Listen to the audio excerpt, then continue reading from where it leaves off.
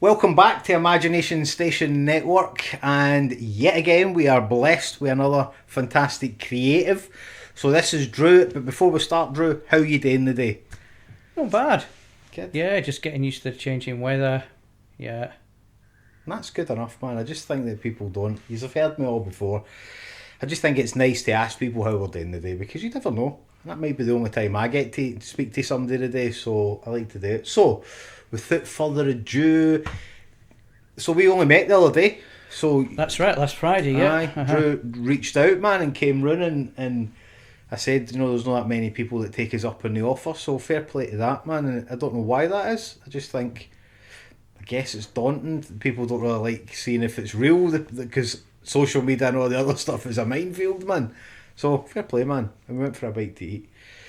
But we're here for your creative journey, and I'm not going to spoil it by me talking, because I'm good at talking. I just constantly will take it away. It's not my podcast. I'm only here to sit on the other side to break down the barriers. So, take it away, Drew. Yeah, so I'm a visual artist and printmaker. I started printmaking in about 2012. Doing some short courses at Edinburgh Printmakers. I then subsequently became a member. And from there, I did some short courses at the ECA, Edinburgh College of Art. Brilliant. In printmaking and mixed media. And I just developed my technique over time using different print techniques. And I've worked out at different studios in Edinburgh. St Margaret. I used to have a studio in St Margaret's House, which is at Jock's Lodge. I moved from there to Abbey Mount. I had a place there for a time, and then over time I moved out of Edinburgh and moved down to Dunbar, and then I moved on to Kelso, where I currently reside. But I now have a studio in East Lothian in Kirkensey. Brilliant. So I work out of there, and sort of print techniques that I use are anything from lino cut relief to etching, intaglio processes, and cyanotype. And cyanotype is something that not a lot of people have heard of. Crinotype, I think it's called. I keep pronouncing it wrong. And it's basically an early photographic process where you put two fluids together, put it over paper, let it dry, and then expose to light. So you can put objects in that, or images over the top, transparent images, and then you're left with once you've washed the excess fluid out, you're left with this blue hue across the and that's funny, because I've literally just watched, this is weird, I've literally just watched a video with a guy who used a can and he poked a wee tiny hole in it and he left it there he left it in the side of a wall for, I don't know, let's say a week. And then I'm like, what is this? What are you watching? And then when he did that process, and it was like this, it was like, how I'd describe it is, it was like a bridge on the moon with the reflective that what he's caught with the sun going round that many times. It had it was epic. So, like, back to the printing stuff, like, I'll jump in, my ADHD just runs away with me, man. I get excited because I've never done this kind of thing. It's the reason why we asked you on the podcast is I don't have that skill level yet. I've not actually went out and done stuff like that. So I've seen it, and I've selfishly no bothered to go, what is that? Until we met you, and I was like, that's quite intriguing here. It's not that I don't appreciate it. Just for my mind, I didn't understand it. I think it comes across as quite an elitist section of the creative arts, of the visual arts. It's not something that people tend to avoid it because it's not. It seems less accessible than painting, right, drawing, or even sculpture. But it's something that quite intrigues me, and I come to it from a point of view initially of as an engineer. And I trained to be an engineer over many years, and I like that discipline when I come to the practice of printmaking. I like the discipline initially, how you register prints, how you make editions, all of this. And then as time went on, I moved away from that into thinking that this can be more accessible to people, because there are many different forms of it. even an example of like a process called monotype, where you basically, mono meaning one, you create one print, there are no additions and no repeats. Right. And you can create an image like on glass using paint or ink, and then simply put paper over it. Right. And that's one image. You know what I mean? So there are many different types. I think, like, so you just said, like, I'm big on film and stuff, and a lot of stuff that you've just rounded off has been used in films. You know, like the earliest form, because they didn't have graphic stuff, would be clear glass, and they would put a mono, I don't know, a print, I don't know, they would paint on it maybe, or they would use a mono print for the background. You know, and they would film it, and they would have all these different shots on the glass with the mono print of one thing. That's it. You see, it's kind of lost. So going back years, like in general printing, you know, it like lino cut relief printing was used quite a lot for images in magazines. So lino, is that the stuff off the flare? It's like that, but a lot more pliable. So there's like you can either do it in, basically the process is relief. So you're cutting into a plate, whether that be wood, in a relation of woodcut, or into lino, and then putting ink over the top of that plate, and then the image that shows through is the parts with no so ink like a on stamp, it. Like a stamp as such.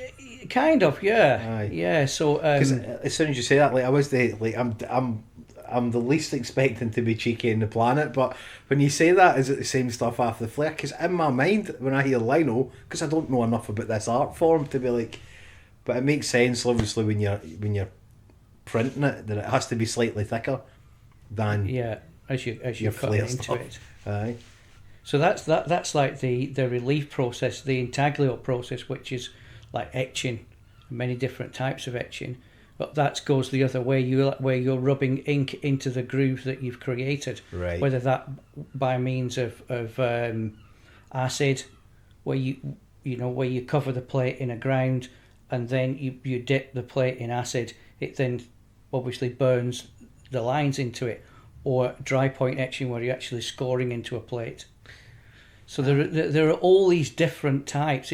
It's a myriad world waiting for people to discover, you know. It's funny though, because the application of that would be, so if an artist who uses bleach, she uses it on like jumpers and stuff, and that, I know you're not etching into it, but it's like the reverse layering process. It's a layering and it's a mirroring process. So when you're creating a plate, the image on the plate is reverse. Right, I got you. So because if you created the image on the plate as you see it, when you print it, it'll be opposite. So the plate needs to be opposite. It's the same as when you're looking at the part of your phone that faces front. That's not you. Yeah. It's not a true representation, because and the person in the mirror isn't you, because it's not a true representation. Correct. Yeah. See where my mind goes, man. This is why, like, creatives and art forms and people, we're all the same. We just think about things just a wee bit different. So it's like when you were talking before about this kind of pinhole camera that somebody created. I think that's what you were talking about. Yeah, that was it. Last year, I created a camera obscura, which basically is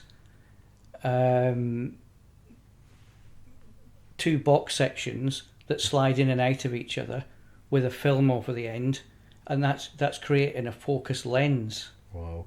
And that's the original type of camera. Like the old... Yeah. Back before that, back to 1700 and something. On a slate. And the image that it produces is upside down. And that is because that's what our eye sees. Our brain converts the image to the correct side up as we are seeing it now. Is that right? Yeah. Hi, man. So this kind of fascinated me. So I built this thing, and it's only about 30 centimeters long by about 15 wide. And I take it out into the light, and the kind of filter that I've got it on, it's a little bit obscured. So on a very, very bright day, the images are so abstract. It's wonderful. You know what I mean? You've got the sky and the trees. I think it's fascinating though that like I truly believe that things that I wasn't meant to know about any of this until I met you, because I've asked, like, I need to introduce you to Ian. Like, I've asked stuff about how does that work, but you've answered it without me asking the question. Like, I always wonder how does, like, what I see isn't what everybody else sees, and I'm having to go out there in my own way, and like, and I'm quite selfish with this because I'm talking about me now, right? But like, when I'm out there and I'm painting stuff, and I'm thinking, do people see that like me?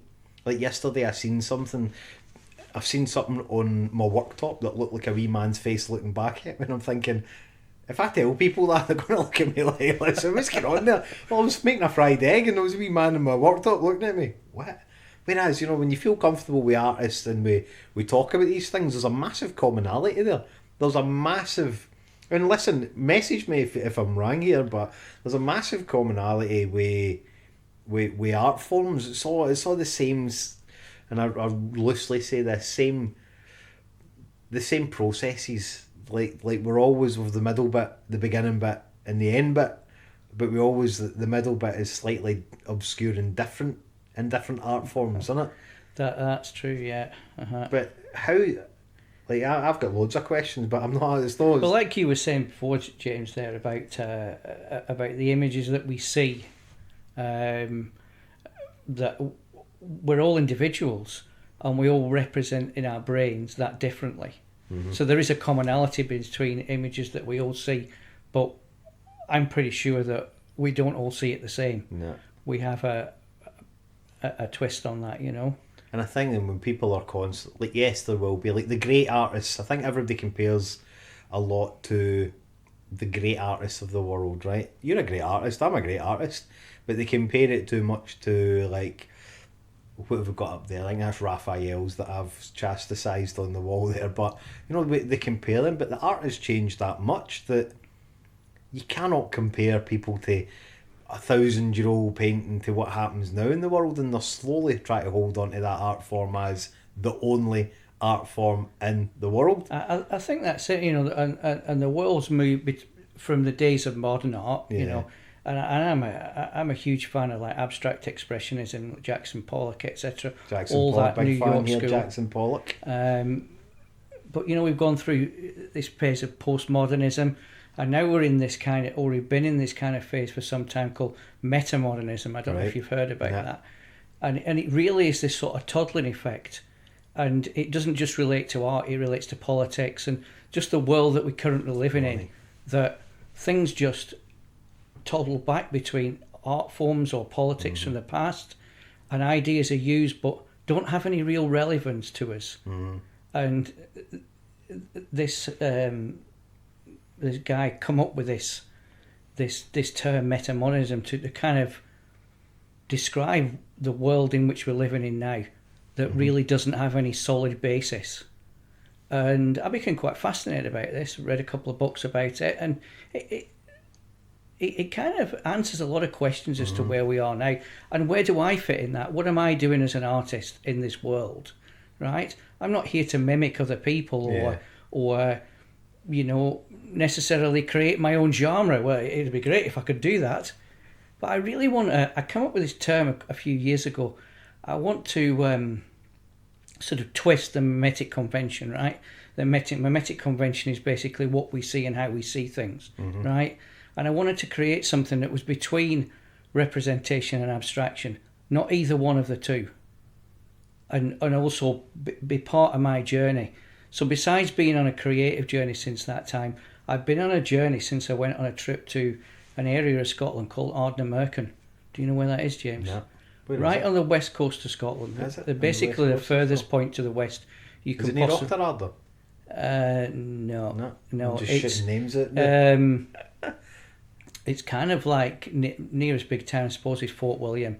But then I probably drove through it. But Fort Augustus. No, you Fort want to William, draw through it. It's further out than that. So right.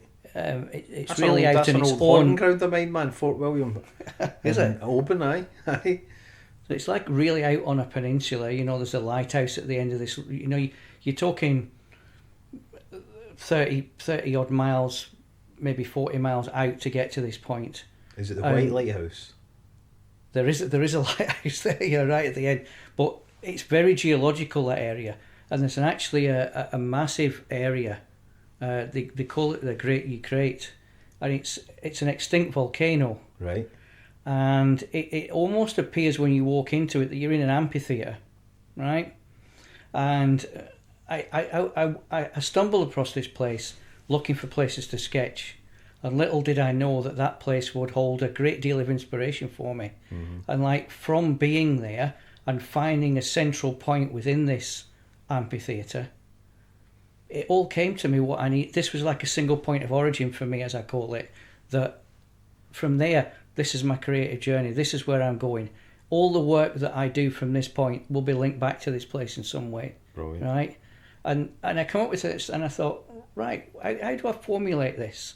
I'm not an academic, but my partner Jill is. So she said, well, just... Hey, Jill. Shout out to Jill. Just, put it in a thesis. Yeah. So that's what I did. I put it together in a thesis. So I had something to work to, aims, objectives, etc. And that's what I've been doing. So prior to that, I was selling some artwork, and then I thought, right, I'm going to pull away from that, and I'm going to concentrate on doing this project. So because that slows you down, man. Like it's all very well growing selling products, but it slows you down, and that might not make sense to some people, but it does. You have to put your brain power into the packaging and putting it and getting it there in delivery. Whereas, like you've just rhymed after, and the reason why I was so keen at trying to find out where it was, because in my mind, I'm placing it in my mind. I love stuff where it's like you say, like a Marvel movie, the origins, but to find out how people started this journey, how they got there. But yours is a physical place, which even more intrigues me. Like it actually exists. So at any one point when you are having whatever going on in your life, you could just run away there and go and physically go to a place where you feel connected. Not many people, I don't think anybody on the couch has had that. I think you're the first person at a 26 interviews, and that's intrigued me, because we had a conversation down the stairs that I also have places, but not quite like that. But now I'm starting to think, are they? You've intrigued a part of my wee brain in the grey matter that has never been massaged, because I don't know, man. I find it hard to explain it. But there was something like we often make everything hard. You put it there in a layman's terms to simplify it, which is fascinating. And if you hadn't went through other things, said you weren't an academic, somebody sitting there would think you were an academic, because you know your field, you know what you want to do, and now you know how to get it. Yeah. So for somebody sitting on the sideline like me, before you said that, I'd have thought you were an academic. Yeah, and I think that's. I think when you've not been at university and got an art degree, there's a want in me to come to that. I'm 53 years old, and I thought when I retire I could go back and do that. But I've always been a bit of even when I was young, got a bit of a punk kind of attitude to things, that slightly anti-establishment. I don't want to go down that route. I want to prove to people that I can actually do this. And I think that's where this actually started from. That I've got something to prove. I've got it's not just a creative skill. It's a vision that I want the world to see. I want to share this.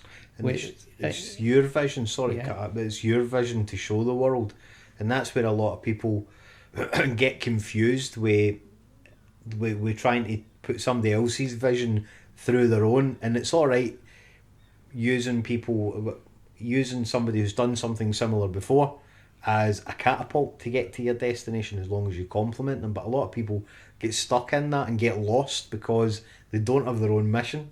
They don't have their own mission statement, and they don't have they get lost in what I'm trying to say, in their own creativeness.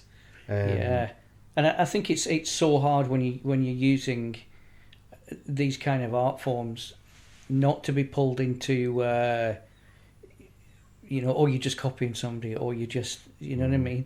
If you create that mission statement, as you say, then you've got a real direction and a framework, and this single point of origin. Then I almost would say that it becomes a network like mycelium, that spreads under the ground, that connects other places in my journey. And it's not just the physical work that's being created as a result of going to these places and there.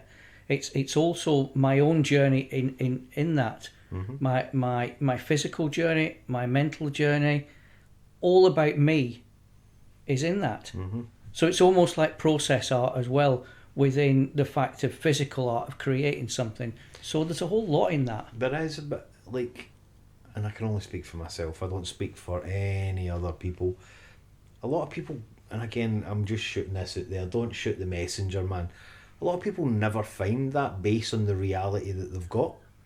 They're way in behind books, and they're way in behind drawing somebody else's way, and schools and establishments say you must do it this way, whereas you wouldn't find that compassion in comparison to yourself with what you do had you been stuck behind a book, or you had stuck behind a monitor. Do you know what I mean by that? I think that's it, because coming to it from a different angle, you then can go, right, well, I need to demonstrate to people and to the art world that I'm capable of this, right?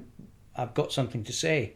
So coming from that angle, then one reads up on things, one understands all the art genres over the years and how they fit into who I am, and then you can talk quite eloquently then about these movements and everything else, not just be regarded as some sort of buffoon or a clown, But in society, that's what they do to you, they chastise you because you have a different vision. Let's use that man who flew into the sun, Icarus.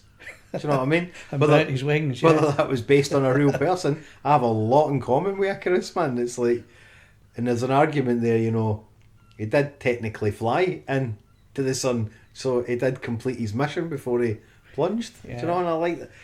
Again, a story that's been handed down, and I use that as an example because it's a story that's been handed down for time, and now it's made it to me, a wee uneducated artist, creative, who's sitting on a couch with another creative, and we're talking about the same thing. It's just... But it's the renegades in the world, isn't it, in history, that have created change. It's the people that are anti-establishment, that challenge the establishment, that challenges a set way of doing things, that create change and create a better existence for everybody. So I think that is it's admirable, and that's my process, and so is that of yourself, James. Selfless acts that cost nothing will get noticed more than ones that you have to parade about. And coming from somebody who's all over social media, there's stuff that I don't need to put on there because it is selfless. I don't need to put it out there to show people that I'm doing it. It's for me. And that's where I really find total comfort. It's great. The only thing that's missing, again, it sounds as if I'm bashing all the universities and the academics, but the only thing that's missing there is the people to seek advice from, ones that you can be nurtured with. That's the thing when you go on a solo journey, for somebody who's on a solo journey. So, like the guys out there who are listening who would really want to be printmakers, it's the same. Like I've got Jan, I've got Ian, I've got the other team members, and you need people to guide you. You need people that want to engage with you, And I refer back to the time that I did the short courses at the ECA, and there was one tutor I had called Gregor McAlpine, and I've got to say that I've never experienced in all the education that I've had over the years, even when I was studying to be an engineer, etc. I've never come across anybody quite like Gregor, and he was an absolute inspiring person in my creative journey. Wondered where you were going with that. Big shout out, Gregor. I was like, oh no, he's going to annihilate somebody on the podcast. Big shout out, man. And it's nice to hear that there's people out there who are fighting the fight and being people who are looked up to, and they're the real true pioneers of education. Yeah. And they should never be forgotten. I've not swore about. yet, so I'm not going to swear there. Normally I go into a wee rant and swear, but they're the people. It's like, I'm all one for like complimenting people as we go up. I'm a big advocate for that. Like if I, like me being autistic, I walk by somewhere and I see something, and a week later I'm painting something, I'm like, that's not yours, what you doing? But I've added to it, and I'll go back and compliment people and say, I walk by your shop and I seen that and I've painted it, or I just block them on Instagram. No, after I've said it, because I don't want to see stuff coming up, because that's my form of neurodivergency. When I see it, I like it, I obsess on it, I do my own. But I will always compliment, and if I haven't and you've watched this and I've no complimented, reach out and you'll be told where to go. I'm not joking. So your accent, I've got to touch on that. You don't comfy here. No, I've lived in Scotland for 20 years. I'm originally from East Lancashire. Ah, right. But I've not lived there for even longer than that. I've worked abroad. I lived in the Netherlands for quite a few years and London, and moved up here. But some of my family are from the Edinburgh area, so cool, that's why I moved up to Scotland. It's the same when I come here. Folk know I'm not from here either. I'm Kelso. I always say, oh, you from Glasgow? I'm like, listen, folk from Glasgow know I'm not from Glasgow, and folk from Berwick certainly know I'm not from Berwick. So it's interesting to have somebody like you on the couch. You're the first of your category, with like printmaking and photographs and stuff. I've had photographers, but no as this calibre of what you do, and it's different. And I guess that's why you're on the podcast, because I like individuality. My mum said as a kid growing up I used to collect the weird and wonderful as a hobby, and I was like, I too am weird and wonderful. Oh, you know, got me in that category. And it is like creatives come together because they have something. There's an attraction to the art form they do. There's like the same as Ian and the other people that we always talk about. There's an art form there that is respected. That's a word I don't hear an awful lot of people say. You know, like, I respect artists. I respect other people's work. I respect more so the journey they've been on in order to get there. And again, I'm not being selfish. I'm only going with my own experience, and that's why like the Imagination Station Network exists, and we're still in the early stages. But like I said to you the other day, imagination is all you need to bring here. Station is somewhere. You've already just said there that, you know, somebody helped you up onto where you are. A station is normally somewhere where you go your journey, but it's also somewhere where you can watch other people go their journeys. Yeah. And then network. You've joined the network by just coming round and meeting up with us, and you know, it's so much more than what social media says and what it is. And that's the bit that fascinates me. People just assume what they see is what they see in it, but the same with yourself, I imagine. And then when you dig deeper and you start to have that commonality, that's where the creativeness comes together. It is. I think, you know, you need to build a community of like-minded people, don't you? And I think, like, when I've been concentrating on this project for a number of years, it's quite a solitary thing, and then I'm now at a stage where I want to broaden that out. So, like last year, I had an article in a printmaking magazine called Pressing Matters. And it detailed this project that I was doing. So that was really good exposure for me, as is this.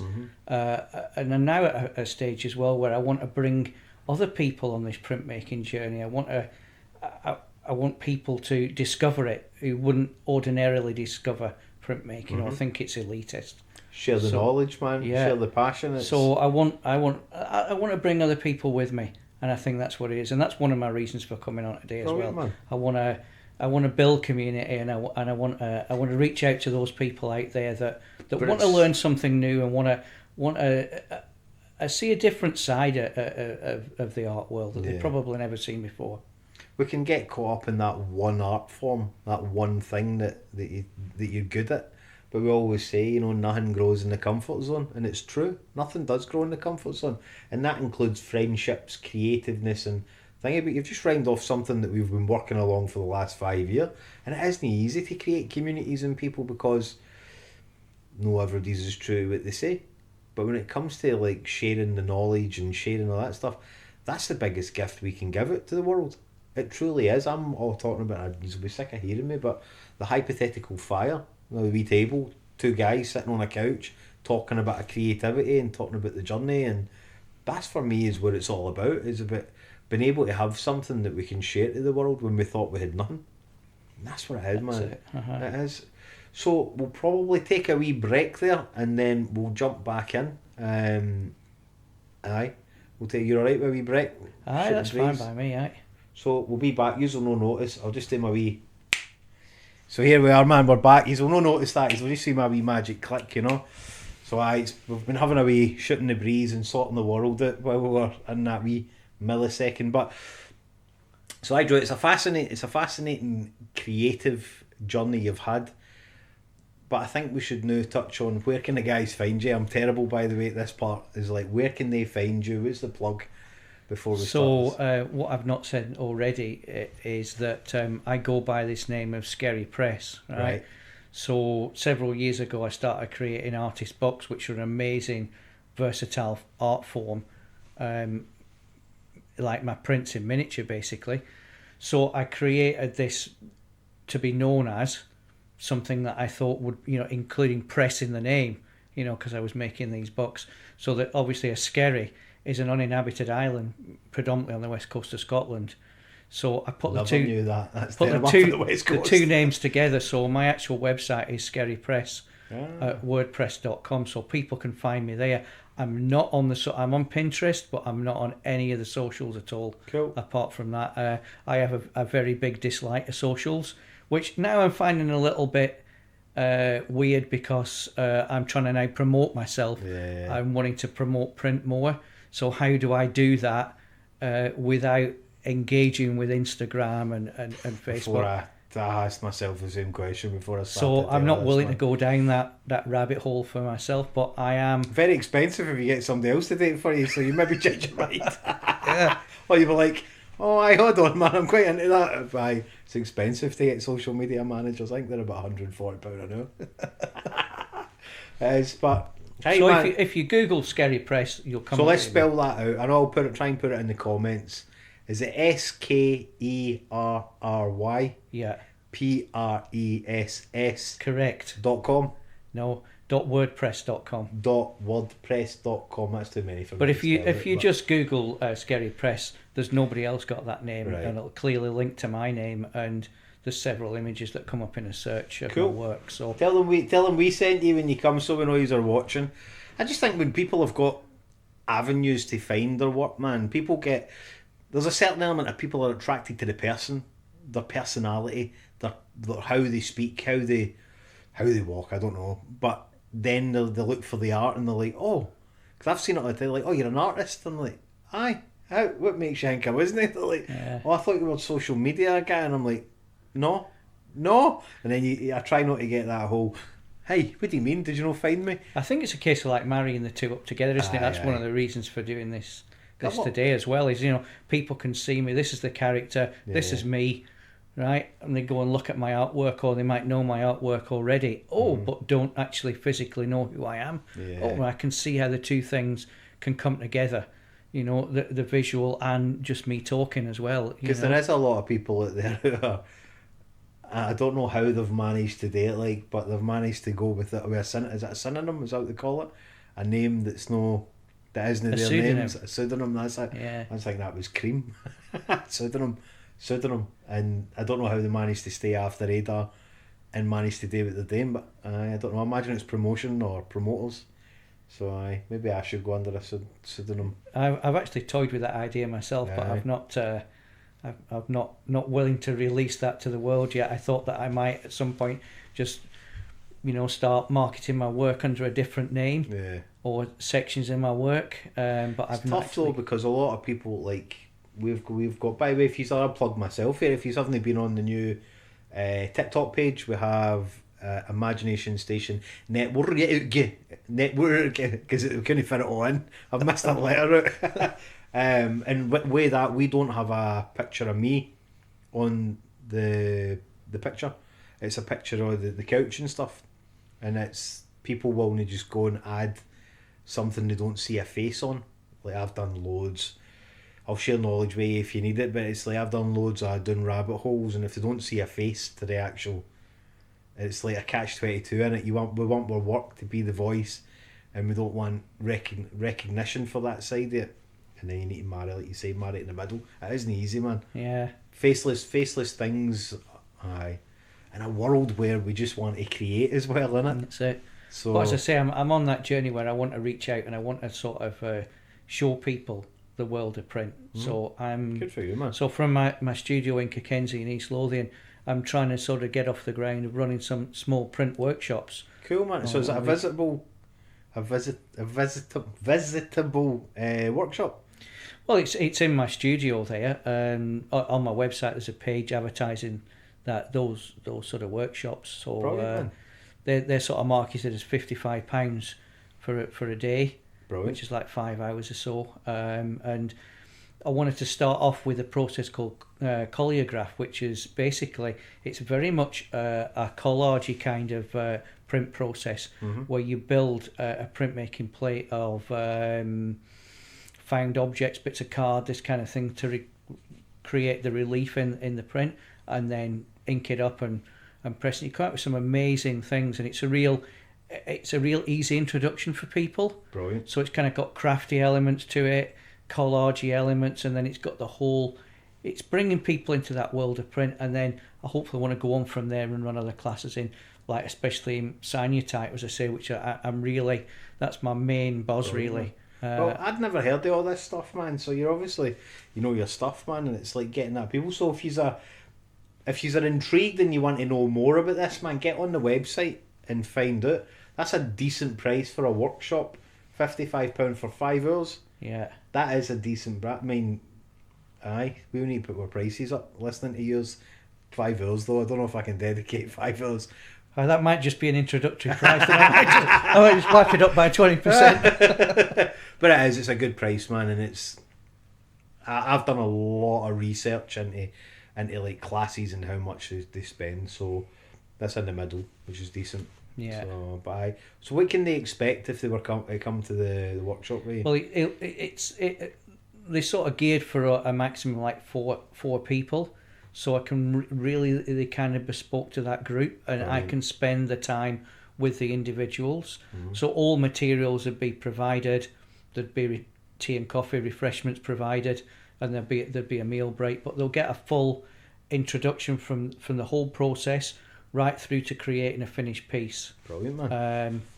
And then at the sort of towards the end of October, there is an open studio event at Cagenzie Hub, which you can find the details about that on our website as well. Cool, so people should come along to that open day, even if they don't book for a course, and then you can see what's actually going on. Come see for a wee taster. Yeah. Cool, man. Well, something else I was going to say, are we going to see you at the Paxton House Landscape Artist of the Year 2026? Well, maybe. Hey, man, yeah, maybe. Like I say, the individuality for that, the 2024/25 winner was using felt. They used felt in the 3 hours, man, and it fascinated me to see something being created in that space of time, man. And it was like unreal. And then the winner this year painted a part of Paxton House. It was a painting that won it this year, but there's lots of different artists. Get yourself there. I'd like to see you there. Again, always just suggestions with me, but it would be good to see your form art there and see how it works. Aye, that's me. I'm telling everybody to live in the day, man, and I'm rushing into 2026. I told you though, see when I see an opportunity or I think somebody's got a skill level that can be brought to the party that nobody else is doing, it's the individuality again, and I wouldn't be the type of creative arm without saying to somebody, you know, that's a fantastic skill level that I don't see anybody else doing in that space or circle. There will be people out there. So what else are we going to talk about? Again, these aren't scripted, but what did we say before have you brought stuff to shows? Yeah, so I brought a cyanotype piece today. Nice. Which is it's created from found objects. So these are from bones and bits of real bones, fishing twine. Yeah, these are bones. These are sort of bird bones actually. Wow. That were found on a walk in Ardnamurchan, the place that I was talking about earlier on. So this print comes from 2018. That's brilliant. Cyanotype plus, as you can see, the blue hue, the bits of white that are exposed once you've washed it out, and this kind of faded. So it's kind of abstract in a lot of ways. It looks a bit abstract, but in actual fact, it's really just a microcosm of what's actually on the ground. You know, So this has actually been hanging in my lounge for the last couple of years. Right. But today I brought it along to show you, and also I want to present it to James. And thanks, I just thought it'll be a really nice addition to a lot of the paintings that are in this building. Thanks very much, man. And as a bit of a thank you for inviting me along today. Yeah, you didn't need to, man. I get awkward when people give me stuff. So that is cool, man. It's different. I can guarantee we have probably over 1,000 paintings in here, and there isn't one like that. Thanks very much. Now the trick is to see where we'll put it, man. So aye, thanks very much, man. You didn't need to. Brendan's not seen this. Let me get up to the camera a wee bit. This one's mine. If you want your own one, you need to go to, what's the page again? SkerryPress.wordpress.com. Yes. Thanks very much, man. We've got a wee bag for you, but it's down the stairs. Yeah. Stick that there. I also intend to also start selling some of my work again via my website and that. Previously, quite a while ago, I had sold items through galleries. I used to have some work in a gallery at St Abbs. Brilliant. But I don't really want to go back into that world of paying commission to these kind of guys. So I'm just going to try to promote this also through my workshops and everything else. So I intend to put a page on there, and I'm looking at putting a page on Etsy as well to sell Brilliant. stuff. I've got some fantastic ideas for you. Before we'll do them off camera in case all you steal the ideas, but I'll tell you some great wee things, and also what we're going to be doing here. So we'll shoot the breeze with you for a wee bit after.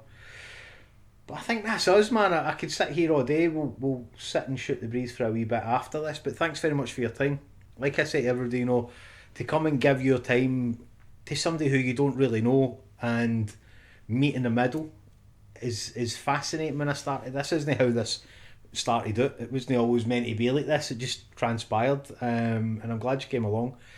There's definitely a world where all the creatives are coming together. I've said too much already, but I'll talk to you about that after. But listen, guys, so one more time, where can they find you? SkerryPress.wordpress.com. Perfect. And don't forget, guys, if you haven't heard your creative journey just yet, hang about. We are pretty sure 99.9% by the time I'm finished, you will hear yours or thereabouts. Please don't forget to like and subscribe. That's the only ask. Like and subscribe wherever the wee boxes are when you watch this video. That's how we're going to get noticed. That's how people are going to get noticed as well. And if you're watching this on any other social media, just share it for us. That's it. You'll also find some of your stuff at jagar82.com, but that's not about me today. Thank you very much, Drew. And we've not seen the last for you. That would be quite interesting if we could come to your studio and get a wee nosy as well. Maybe do Yeah, I'm sure we can arrange something, yeah. Cool. Listen, guys, take care, man.